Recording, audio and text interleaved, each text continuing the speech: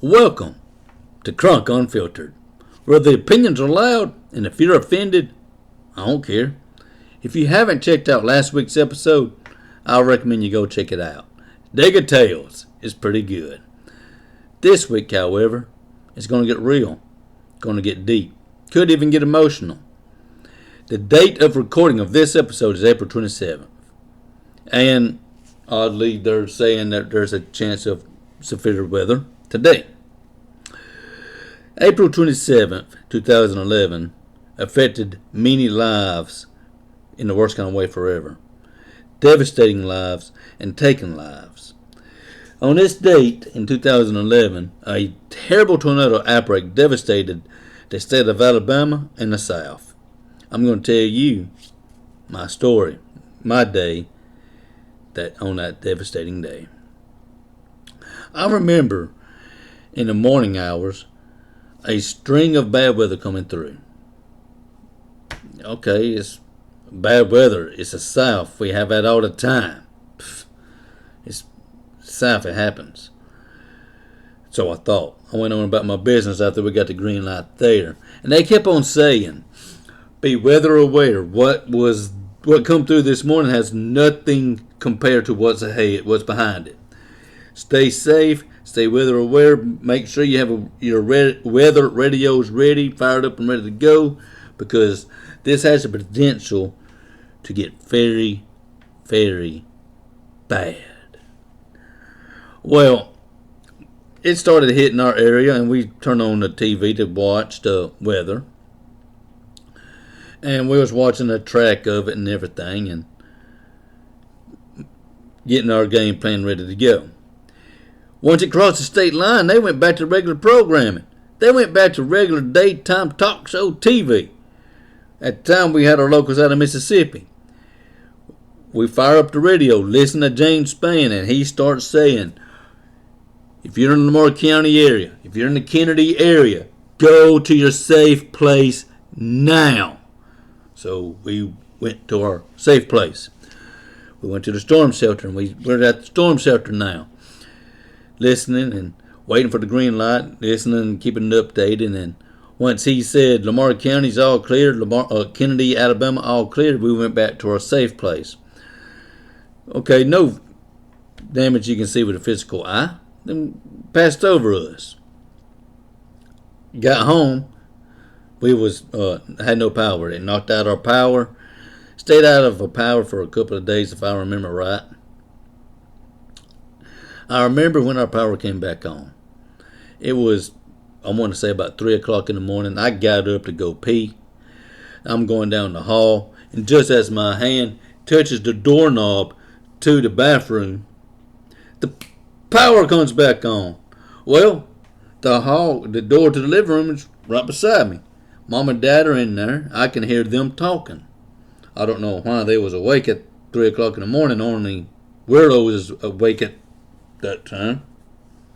I open the door. Hey, power's on. I close the door. I go pee.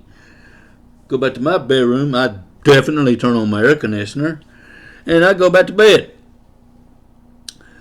Wake up. I'm now able to see pictures. I'm now able to see videos of what happened. See the tornado that hit Hackleburg. See that, that was bad too. I mean, that thing was huge. If that thing would have hit Tuscaloosa, many more lives would have been taken. Seeing a tornado that went through Tuscaloosa, almost coming and hitting DCH, almost hitting Bryant-Denny Stadium. If it would have hit those locations, it would have been devastating. If it would have hit the university, it would have been bad. I mean, I know many, many lives were taken, but it would have been a lot worse if it would have hit those places, especially the hospital. Now that I'm able to see pictures, I'm like, I have to do something. I can't sit around. I was fortunate enough I was spared. My house is still standing. I have to go and help out. But I have a friend, he was thinking the same way.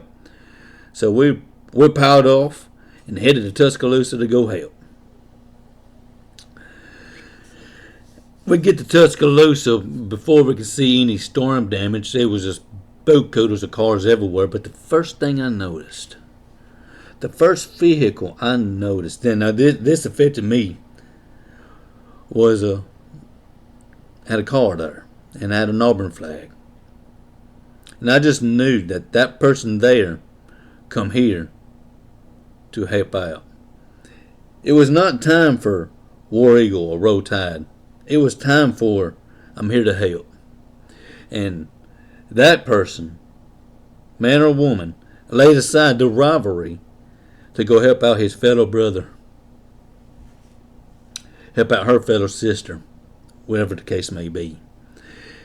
And and at that moment, I lay aside the rivalry as well. I put it aside. I'm like, it's not time for that. It's time for this. And I went and done my part. I helped out where I could. This was before they put a tight hold on who can come in and help out, because everybody was coming in, helping out. Other people were sightseeing and wanting to look at the devastation. And it just got to be where it was just too hectic, because there was just too much foot traffic, and they had to put regulations on who can come in. After learning that, and I left that and done my part and went home. Well, after finding out that, and that moved me to join the disaster relief team of Pickens County. Now when stuff like that come through, I'm officially certified and I can go in and help out where other people can't. And if it wasn't for the tornado outbreak, I probably would have never done that. Like I said, that it changed me, and fortunately for me, it changed me for a better person, I feel. I remember, this is off subject of the tornadoes, because that's how my day went. That's how my April 27th, 2011 went. I remember being on the disaster relief team, and some tornadoes hit the Steens area in Steens, Mississippi. And it was pretty bad. Well, this was a multiple day thing, and I remember having to help out, going and helping, and it was day after day after day, all week doing this. And I remember the next day, the day after all that work was done, and we was done with it and not having to go back. And I remember waking up.